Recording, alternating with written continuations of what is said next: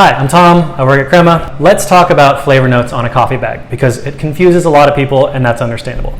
So you might have noticed on most coffee bags from most coffee roasters, there's a couple descriptors of what flavors that coffee might have. Now, two things happen when you read this. Either you don't like those ingredients, or you might be allergic to those ingredients, or you might not taste those things when you actually drink the coffee.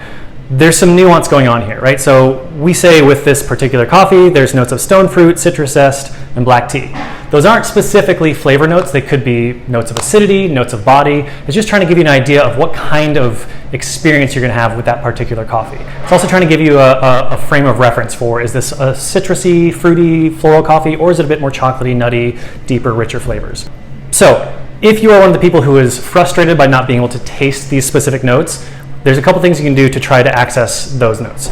So when you're thinking about tasting coffee, if you ever look at the Coffee Taster's flavor wheel, there's all these potential flavors that you could perceive, but the best thing to do is start small and simple. So is the coffee sweet? If the answer is yes, is it candy-like? Is it fruity? If it's fruity, right? Yes or no? Is it more like a citrus fruit or a melon or a berry? If you decide it's more like a berry, great. Is it a red berry or a blackberry? If it's a red berry, great. Are we talking about raspberries? Are we talking about strawberries, which are, I guess those are technically berries, whatever. You just kind of keep whittling your way down to the more and more specific.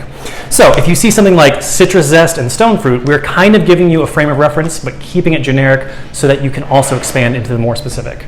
It could taste like tangerines, lemons, limes, grapefruit, right? It can have that kind of quality to it, that tactile sensation. Or it could be peachy or cherry-like or plummy. Is plummy a word? Plummy. But we're just trying to give you a starting point. And whatever you taste, if you like it, that's great. And you can look for similar descriptors on other bags. If you don't taste any of these, that's also fine. Tongues are weird. Everybody's different. If you enjoy the coffee, then everyone's happy.